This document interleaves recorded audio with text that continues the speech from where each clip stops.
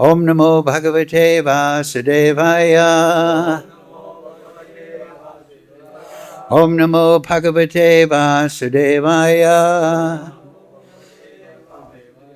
Om Namo Bhagavate Vasudevaya.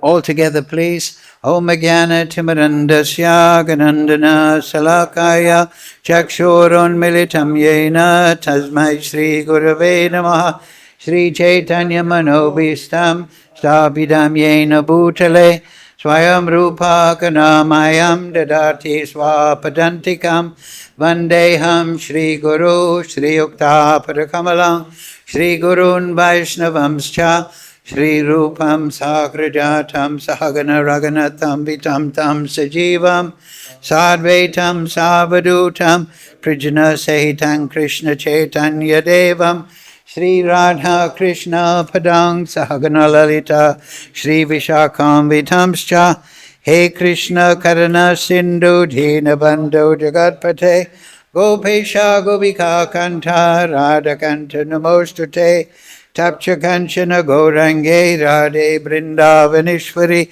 Rishabhana Sutadevi Pranamami Hepripraye Vanchakalpatarubhyascha Kripa Sindhu Baivacha Padilana Bhaviryo Vaishnavyo Namo Namaha Shri Krishna Chaitanya Prabhu Nityananda Sri Advaita Gadadhara Shivasadi Gaura Bhaktan Hare Krishna, Krishna Krishna, Hare Hare, Hare Ram, Ram Ram, Hare Hare. So, reading from Srimad Bhagavad-gītā, as it is, translation and commentary, His Divine Grace, Srila A.C. Bhaktivedanta Goswami Srila Prabhupada Ki Jai. So, today's verse, 14:16, correct? Chapter entitled The Three Modes of Material Nature. 14:16. Okay. Karmaṇaḥ su-kṛtasya āhuḥ. Sāttvikam nirmalam phalam. Rajasas tu phalam duḥkham. Ajñānam tamasaḥ phalam. So, word for word, please repeat. Karmaṇaḥ, of work. Su-kṛtasya, pious. āhuḥ, it is said. Sāttvikam, in the mode of goodness. Nirmalam, purified. Phalam, the result. Rajasah, of the mode of passion. 2. But, phalam, the result. Duḥkham, misery. Ajñānam, nonsense. Tamasaḥ, of the mode of ignorance. Phalam, the result. Yes. So very poetic, right? Krishna, phalam. So, translation. The result of pious action is pure and is said to be in the mode of goodness. But action done in the mode of passion results in misery, and action performed in the mode of ignorance results in foolishness. So, please repeat. The result of pious action is pure and is said to be in the mode of goodness. But action done in the mode of passion results in misery, and action performed in the mode of ignorance results in foolishness. Purport Srila Prabhupada.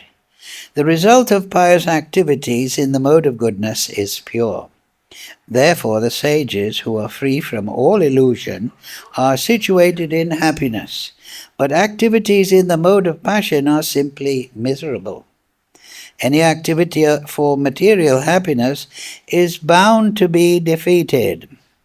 For example, one wants to have a skyscraper, but so much human misery has to be undergone before a big skyscraper can be built.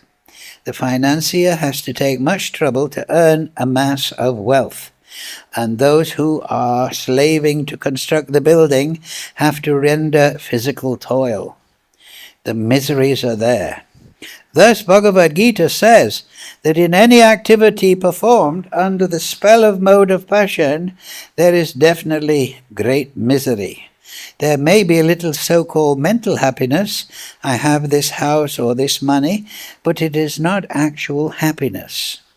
As far as the mode of ignorance is concerned, the performer is without knowledge, and therefore all his activities result in present misery, and afterwards he will go down toward animal life.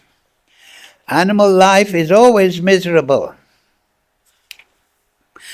Although under the spell of the illusory energy Maya, the animals do not understand this. Slaughtering poor animals is also due to the mode of ignorance. The animal killers do not know that in the future the animal will have a body suitable to kill them. That is the law of nature. In human society, if one kills a man, he has to be hanged. That is the law of the state.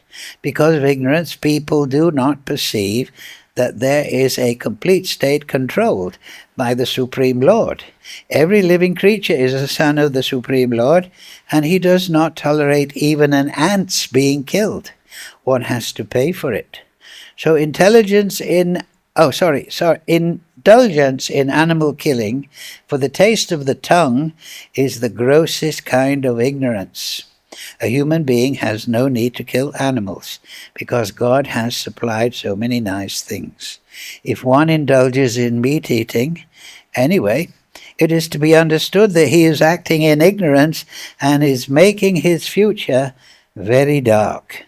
All kinds of animal killing, the killing of the of all kinds of animal killing, the killing of the cows is most vicious, because the cow gives us all kinds of pleasure by supplying milk. Cow slaughter is an act of the grossest type of ignorance. In the Vedic literature, Rig Veda 946.4, the words Bhobihi Prinita Matsaram indicate that one who, being fully satisfied by milk, is desirous to killing the cow is the grossest ignorance. There is also a prayer in the Vedic literature that states, Namo Brahmanyaya Devaya Go Brahmanyaya Hitaya Cha Jagat Hitaya Krishnaya Govindaya Namo Namaha. My Lord, you are the well-wisher of the cows and of the brahmanas, and you are the well-wisher of the entire human society and the world. Vishnu Puran 119.65. The purport is that special mention is given in that prayer for the protection of the cows and the brahmanas. Brahmanas are the symbol of spiritual education, and cows are the symbol of the most valuable food. These two living creatures, the brahmanas and the cows, must be given all protection. That is real advancement of civilization. In modern human society, spiritual knowledge is neglected and cow killing is encouraged. It is to be understood then that human society is advancing in the wrong direction and is clearing the path to its own condemnation. A civilization which guides the citizens to become animals in their next lives is certainly not a human civilization. The present human civilization is, of course, grossly misled by the modes of passion and ignorance. It is a very dangerous age, and all nations should take care to provide the easiest process Krishna consciousness, to save humanity from the greatest danger. Yes. So, Makam Karochi Vala Yad Kripa Tamaham Vande Sri Guru Dinatarinam. So, karmaṇaḥ su-kṛtasyahuḥ sāttvikam nirmalam phalam rajasaḥ phalam duḥkham ajñānam tamasaḥ phalam. The result of pious action is pure and is said to be in the mode of goodness.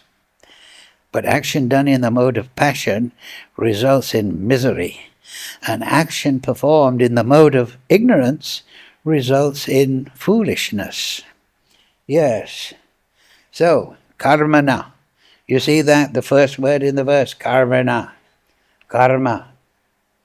So this is talking about material activity.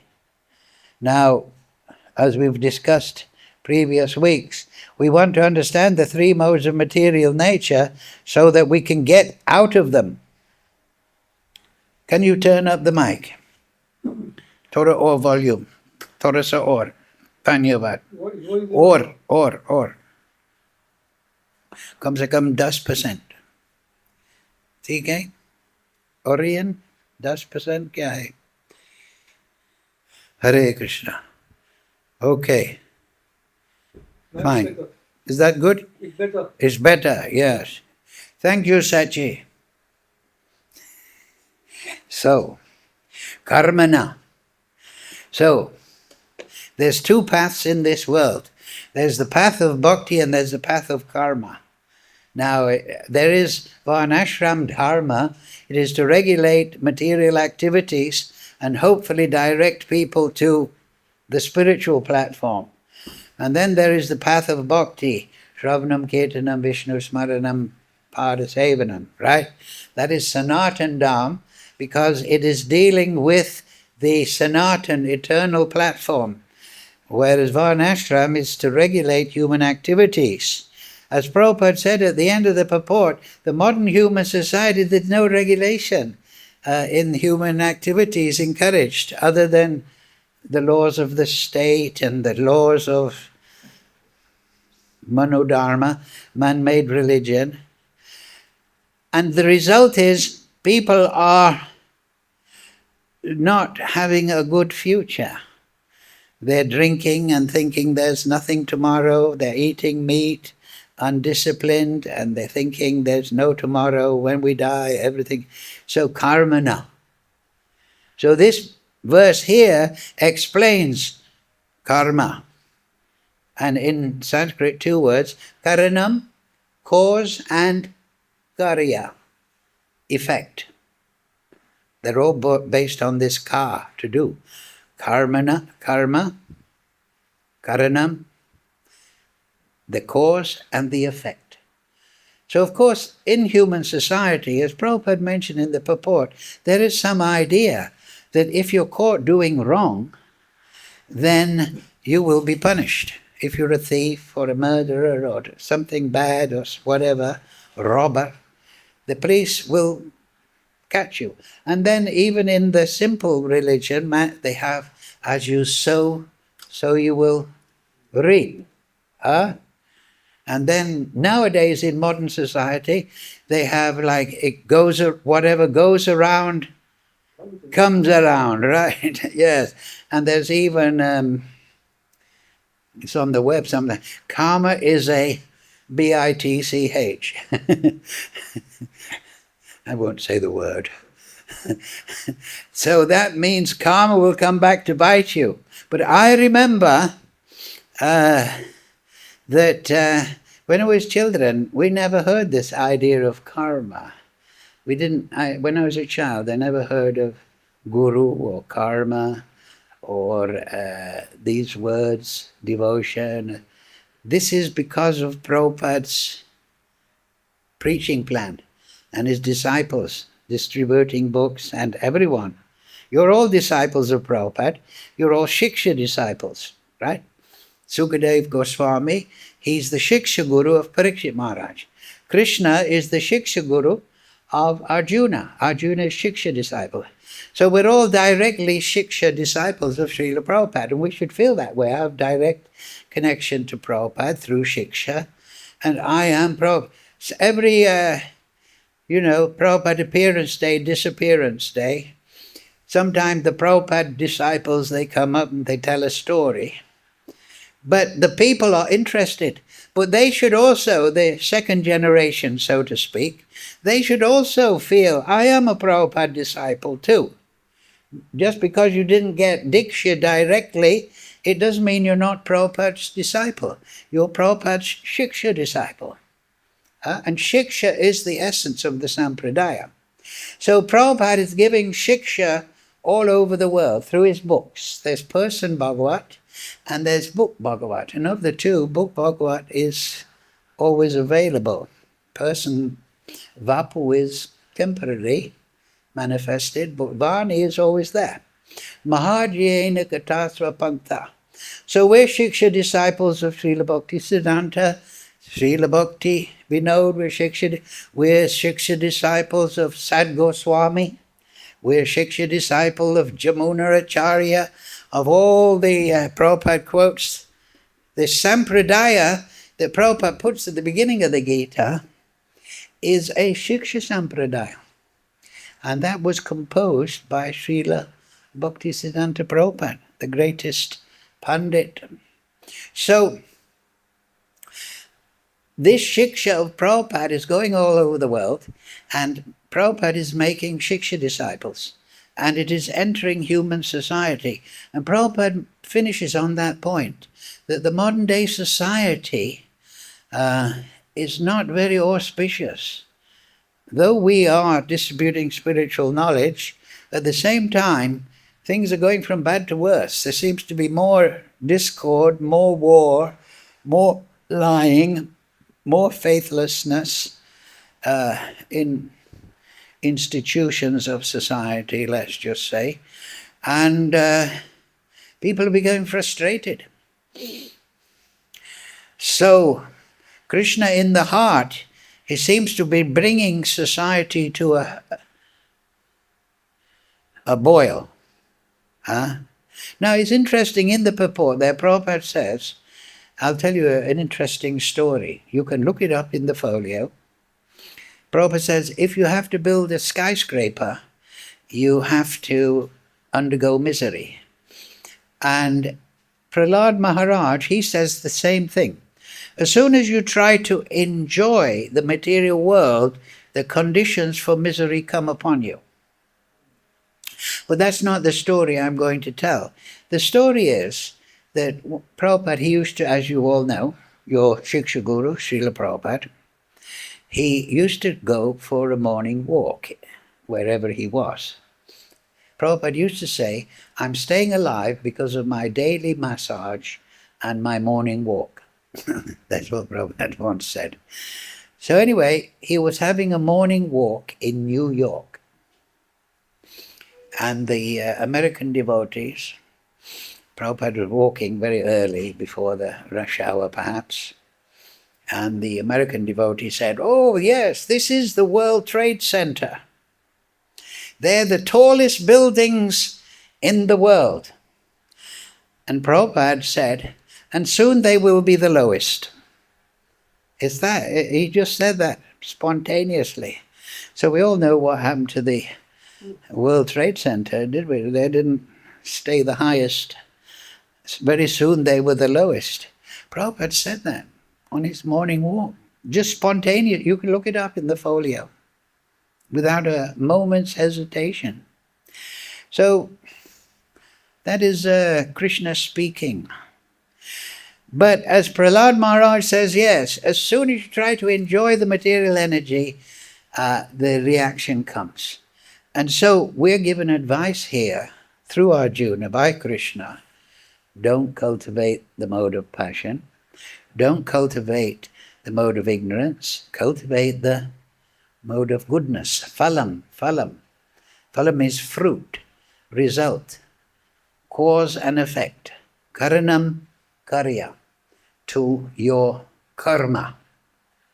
And if you want to know what karma really is in the Vedic system, it is subdivided. Karma means, Krishna says, Janma karma. That when in the beginning, Krishna says, Guna karma vibhagasha, that your karma is born from your guna, your previous activities, your previous interaction with the modes of material nature, will give you a tendency to a certain karma. Can broadly divide it into Shudra, Vaishya, Kshatriya, Brahminical. So karma in this context means your tendency to work, to action, as the translation is here, to perform activities. So that is the actual, in a strict sense, or in the context we're speaking now, that is the meaning of karma. We all have a karma to perform. We all have a tendency.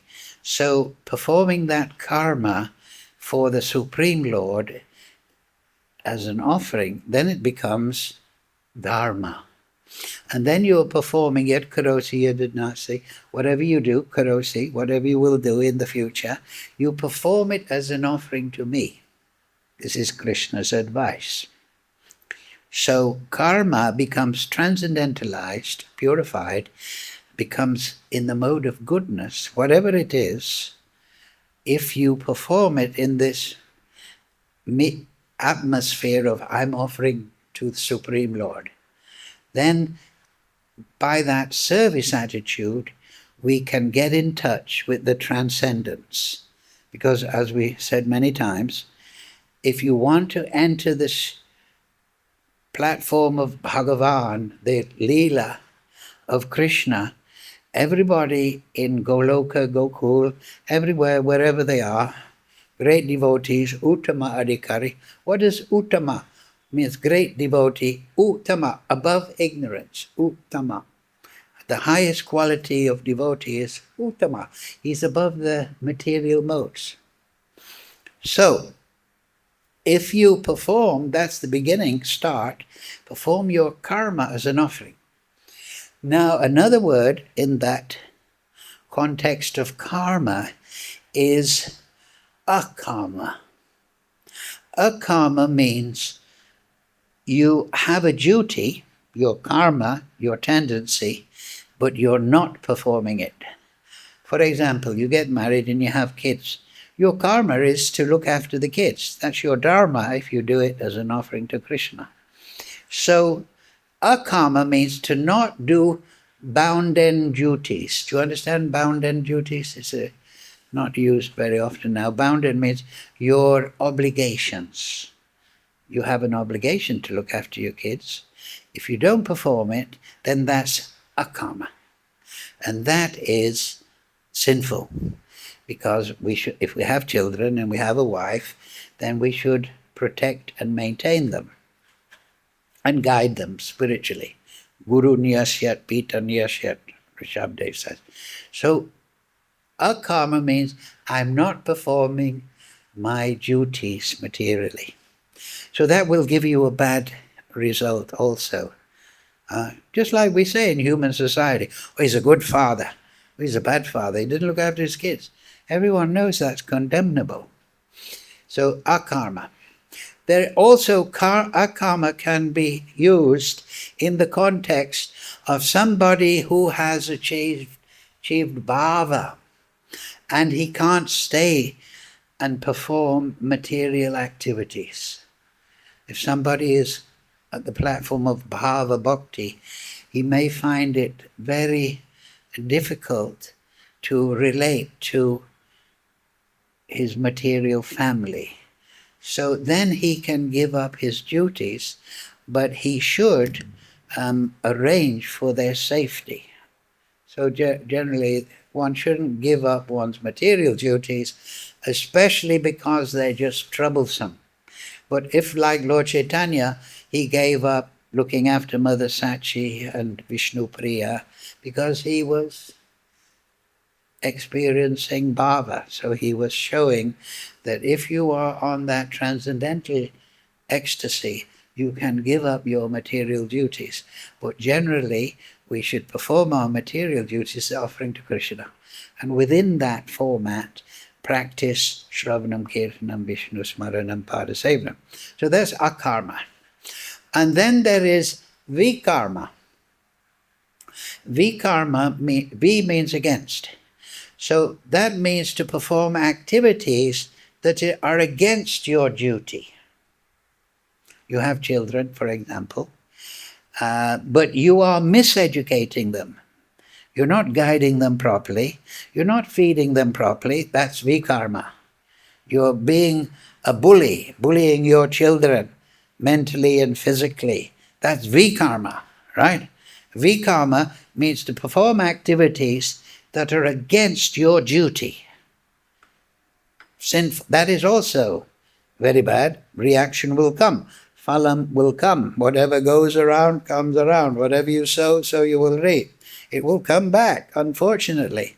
But if you perform good karma, dutiful, looking after your kids, guiding them, teaching them, bringing them to the temple like the people do here, telling them, dance for Krishna, be happy, then that is good karma. That becomes your dharma, and you can perform that in a loving way. I'm performing this. The beginning of bhakti. So that is vikarma, to do things that are negative against your karma. Karma in the sense of your tendency, your things. Like somebody spends all their money. Instead of looking after the wife and kids, they drink beer and, oh, I've got no money. So then the kids are troubled. Then there is nice karma. And that nice means no or without. It means there is no material result. Nice karma. So that means bhakti, Suddha bhakti. Ahoitikiya pratiyata yatma suprasidati. But you will get a result from bhakti, but it will be ahoitikiya pratiyata. It will be causeless, materially causeless. Without material karanam, it will be spuryada. It will be the gift of Krishna. Vasudeva Bhagavati Bhakti Yogi Prayojita Jnanati Shuvairam Jnanam Chak Yad Ahoitakim.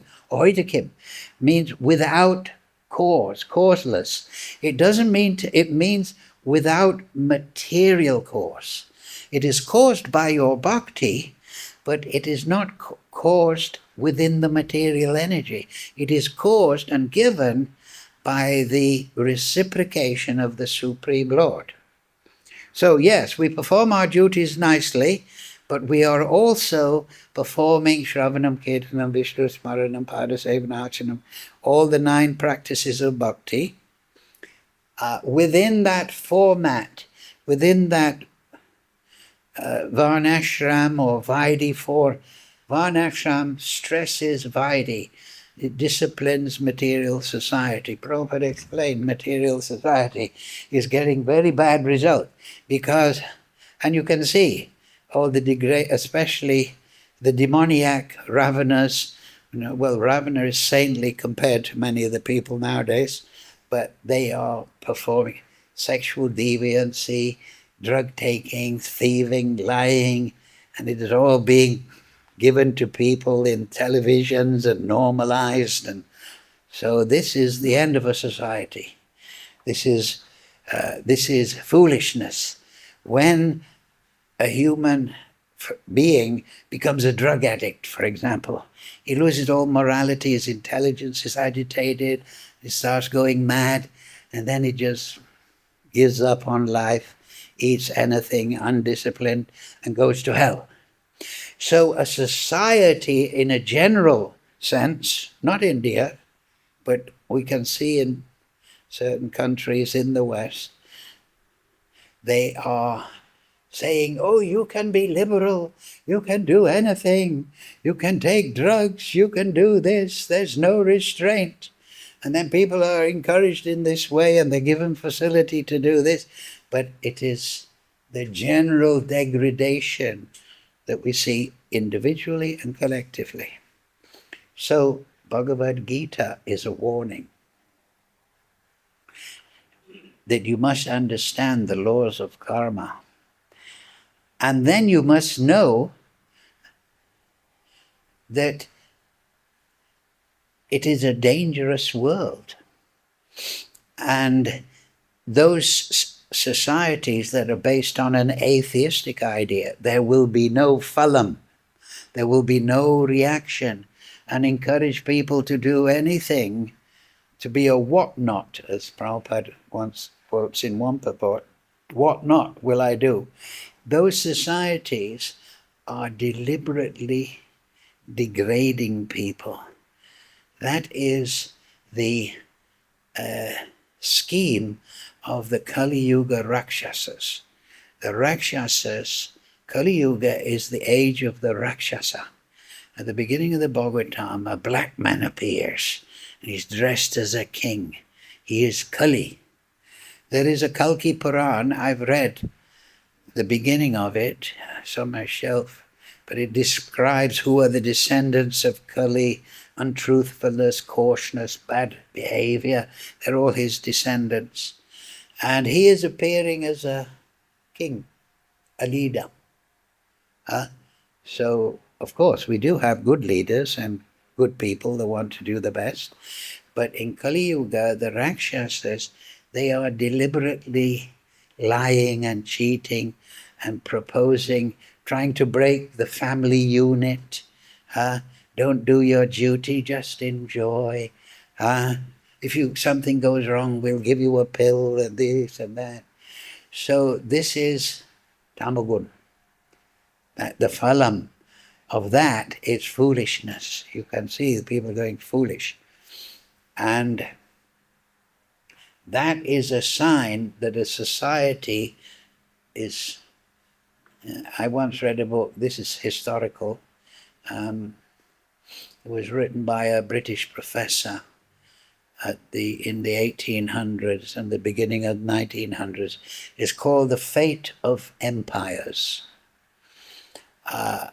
And he went back all the way to the Assyrian Empire 3,000 years ago, because he was a big history professor, a good intellectual. You can look it up on the internet, you can get it, The Fate of Empires. And he explains when a society is going up, then the people are moral and hardworking and austere and they do their duties. But then they go up and then they develop some territory and they become more opulent. And then there becomes an elite class of rich people who become corrupted by their wealth and power. And then when the society is going down, it gets into sexual deviancy, sexual immorality, and the empire becomes extended and it becomes flooded from the outside. And the people on the inside, they don't care because they think they will survive. And then the society collapses. And generally, he went through, there was about 20, 30 Assyrian empires and all that. And generally it takes 250 years for a society, a material society, to go up, reach its peak, and they all follow the same route. They all follow the same thing. They go up, mode of goodness, mode of passion, then they become sinful people, and then it goes down into madness and foolish, sexual immorality, disgusting, drug-taking, lying, cheating, and stealing. And then the general cooperation throughout the society collapses, and it becomes every man for themselves. And then there become revolutions and invasions and so on. But India is very interesting. India, if you look at the world, Prabhupada mentioned societies, that's why we're talking on it. But if you look at India, India is the only, it's a different civilization from the whole of the world. If you look at the world now, it's all a material, it's all more or less the same idea, isn't it? But in India, This is the land of the Vedas. This is the land of Vedavyas. This is the land of Krishna. This is the land of Bhakti. This is the land of Jagannath. This is the land of Lord Chaitanya. And the Vedic philosophy is actually flourishing in India. I was here 50 years ago. There was nobody in the temple. But now you can't find a place to sit down. But it's very wonderful to see everyone dancing, you know. They're all getting the holy name. They're all dancing and the children are happy. One man told me, I have to come every weekend because my children tell me I want to go to the Hare Krishna temple and dance. So he has to drive from Delhi under the order of the children. They want to hear the kirtan. So this is Lord Chaitanya's system. Prasadam and Harinam. Generally, that will pure the whole atmosphere. And you can see that India has a continuous stream, even though there has been invasions here and there. But they have maintained the Vedic understanding. Because in India, everyone knows. You go to a panwala and you say, do you believe in the law of karma? They say, yes. Do you follow it? Sometimes. But everybody has the basic ideas. Right? There is the material world and there is a spiritual world. That is the world of the Supreme Lord. That is eternal. This is the temporary world. And this is, we have to perform our karma. We should develop our relationship with the Supreme Lord. This is common knowledge in India. Am I correct? Yes, I was just trying to tell you that what of the individual? Lord has given us the free will to do the karma. Excuse me? Lord has given us free will. To every individual, Lord has given us free will to do the karma. Now it's upon you what you want to do. Whether bad karma or good karma, it depends upon the free will of our Lord has given. Yes. Oh, well, that's a very important point. Yeah. I remember many years ago in Germany, one godbrother, he shall remain nameless, and he was of the opinion that when you come into the material energy, you're on a roller coaster ride and you can't get off. You know a roller coaster, you go up and down and the roller coaster, and you have to follow it. So he was of the opinion that once you take birth in the material world, everything is pre-programmed, action and reaction. But I said no. I wouldn't shift from my position. And he was getting more angry and more angry 40 after an hour. Why? How can we answer that? You're correct. We have free will. But he said, oh, that's illusion. We're just forced to do that. Why? You can understand. Because there's punishment and there's reward. And Krishna says, Mama angsa jiva loke jiva bhuta sanatana. Prakriti mana shastra indriyani, prakriti stani kashati. So the living entity, yes, he has his karma phal, his body, his financial, his society he's born into, but he's struggling. He has some leeway, and like Prabhu says, that if we understand, and that's something I always say, we should always understand that everything is in our hands. Prabhupada writes, we're architects of our own destiny. We create our future by our action. So this is very important to understand that we are not just carried along. That is tamagun, right? Like being in a train in India. No, we have a choice. We can alter our future. Therefore, this is there. Krishna is telling Arjuna and us, like we said, that cultivate the mode of goodness. Because if you cultivate the mode of goodness, then you can understand the relevance, and you can understand the Shastra, the advice in the Shastra. You'll be able to understand, yes, Prabhu is right.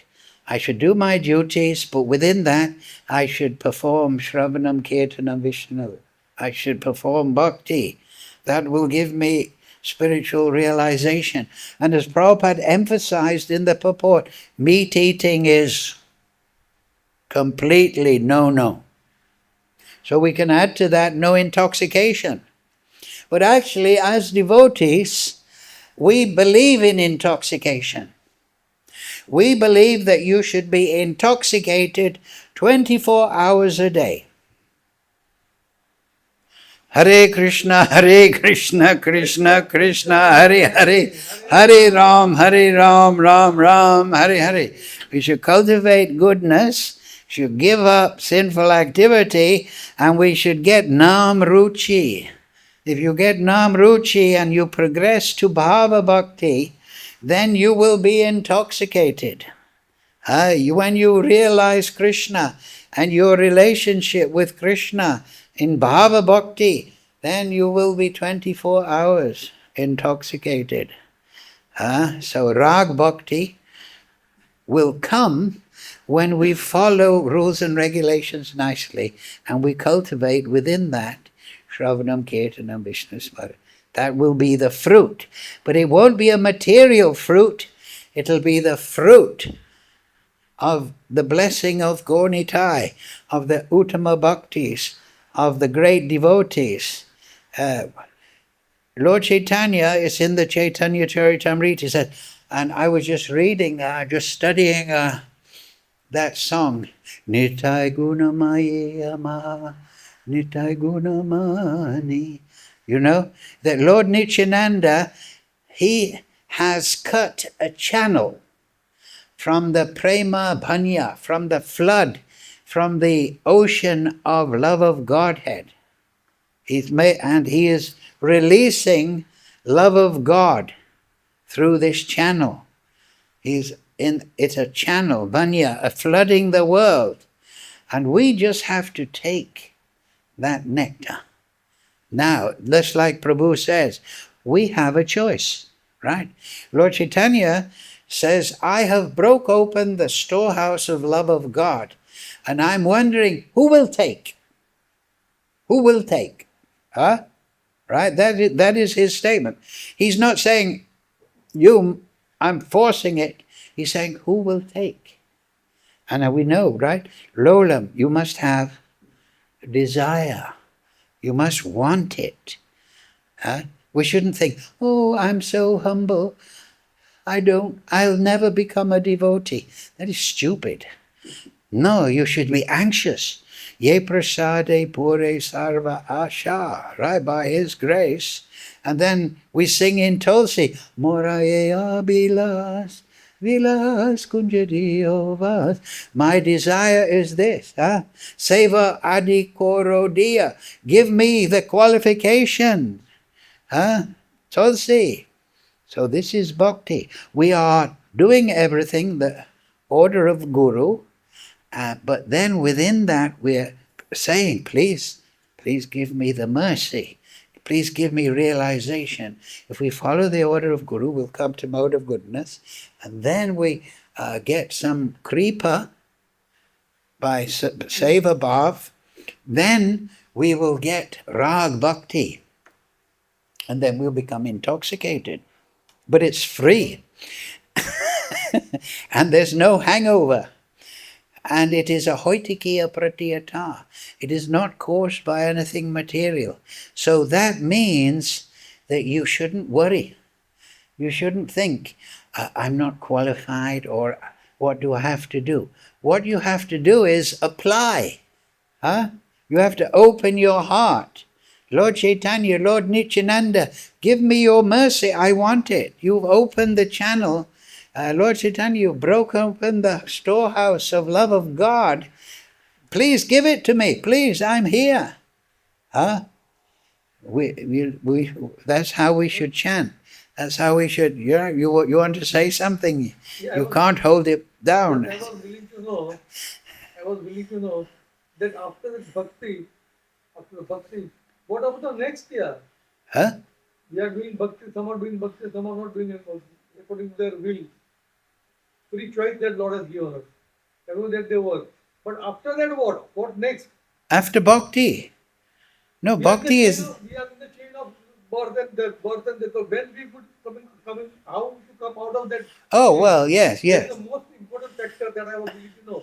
Well, Damam prapadyante. If you develop bhava bhakti, this is what Bhakti Vinod says in the Jaiva Dharma, that if you want to enter the Leela of Krishna, he says as a general principle, you should have attained bhava bhakti.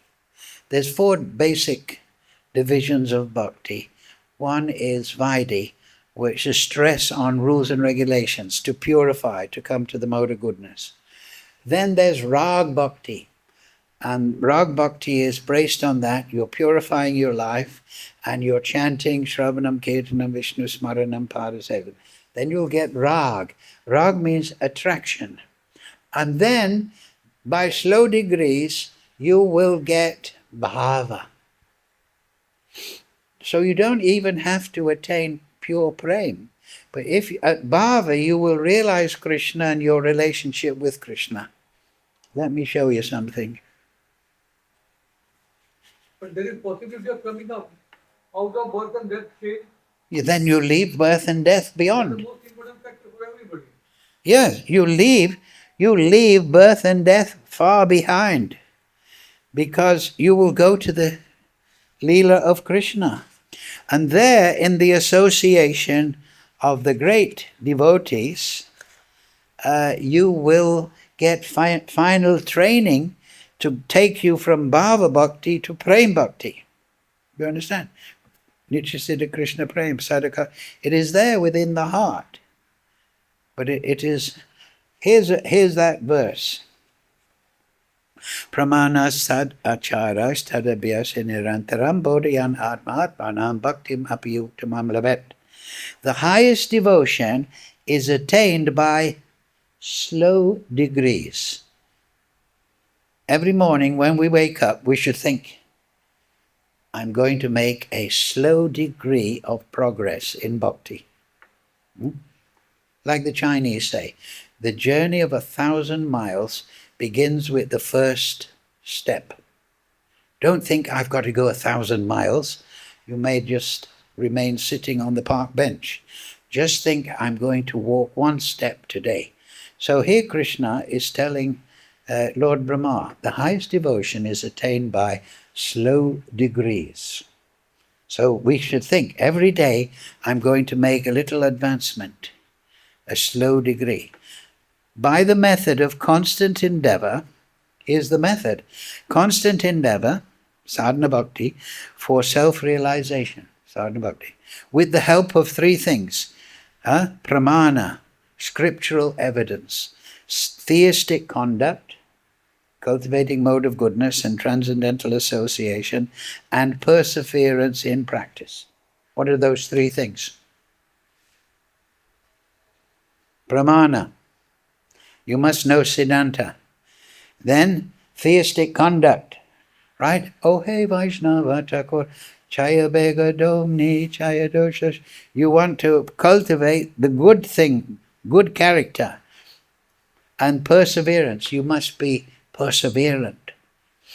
Just like if you want to go 1,000 miles, you have to keep walking. So you have to think, when I wake up, today I will follow order of Guru and I will make a slow degree of progress. And what does Krishna say? There's no loss or diminution. Every slow degree that you make every day, even if it's half a degree, you will never lose that. It can become covered if you become aparadi or something, but we should be confident, I'm going to make a slow degree today. Right? And then the next sloka, Krishna says, Yasha shreyas karam nasti ya nivritim apnoyat ya sajati mam eva bhaktim tam eva sadayat. You see, sajati, the goal.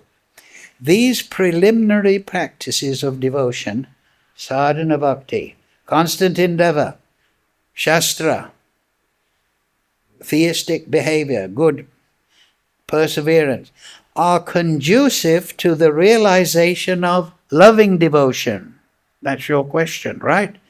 Loving, than whom there is no superior well-being, who goes hand in hand with the attainment of the exclusive state of supreme bliss, and who can lead to myself.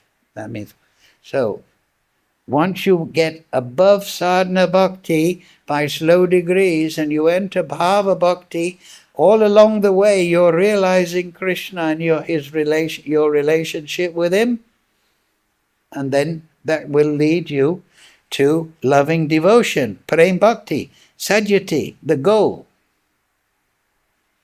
Bhaktim, loving devotion. So that's your question. So we should not think, oh, I'm a fallen devotee, I'll never make it. No, we should think, today I'm going to make a slow degree. Just like if you want to learn a musical instrument, do you become Beethoven in one day? No, you have to practice. Hey, I couldn't play that yesterday, now I can play it. So Krishna, eko yoda dadati karmaṇaḥ, he fulfills the desire, he's within the heart. He's not just sitting there, he's a friend. There's also another sloka. Yastvindra gopa matavendram ahos. Time is up. Yeah, okay then, boss. Yes, But the point is that if you practice, you need an inspiration. Correct? So Krishna is telling you here, he's telling Lord Brahma, slow degrees, slow degrees. Today I will, like a Karaji. Today is a Karaji. You think, I'll chant extra rounds today. I'll see the deities. I'll study today. All right? Oh, I don't know the Shastra very well. I'll study 1 hour every day. People neglect their study. But you think, oh, the Shastra is so much. No, study 1 hour every day.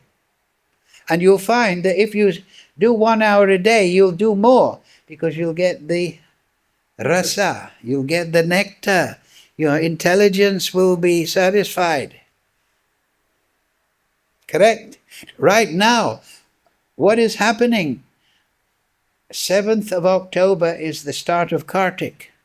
So we should think, I'm going to make big degrees of progress. I'm going to do 64 rounds a day, every day of Ekadashi. Of Kartik. Oh, I can't do say, okay, don't do 58, that's 1 lakh. I can't do 58. Okay, then do 32. Make a commitment and think, I'm going to make small degrees. And then one day you'll become a paramahansa. Yes, don't think that you can't become a paramahansa. What is it stated in the Shastra? Nitya siddha Krishna parem sadakabanai shravanadi sudachitte karide budai. It wakes up.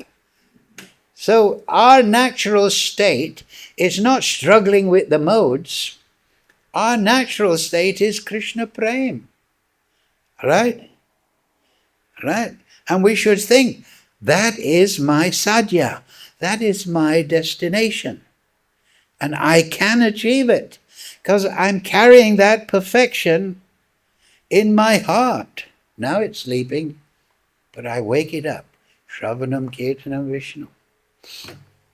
Okay, thank you all very much. Hare Krishna, Krishna Krishna, Hare Hare, Hare Ram, Ram Ram, Hare. Now next week I'm going to check how many rounds you're going to chant for Kartik. 64. No, if you can't, then try. I'll do 25 a day, right? Just make a little commitment. And then you're on your way to being a Paramahansa. Right? Right. That's your birthright. That's what you're designed for. You're not designed to struggle in the material world. You're designed to dance in the Ras Leela, to dance in Govardhan, to be with Krishna and Balaram, to be in the eternal Sankirtan party of Gaur Nitai. That's what we're designed for. That's what the soul, that's our design. Very true. Am I correct? Very true. Okay. Hare Krishna, Krishna Krishna, Hare Hare, Hare Ram, Ram Ram, Hare Hare. So, thank you for the inspiration. Sri Sri Gaur Nitai, Srila Prabhupada, Guru Parampara, all the Shiksha disciples of Srila Prabhupada Ke. Hare Krishna, Krishna Krishna, Hare Hare, Hare Ram.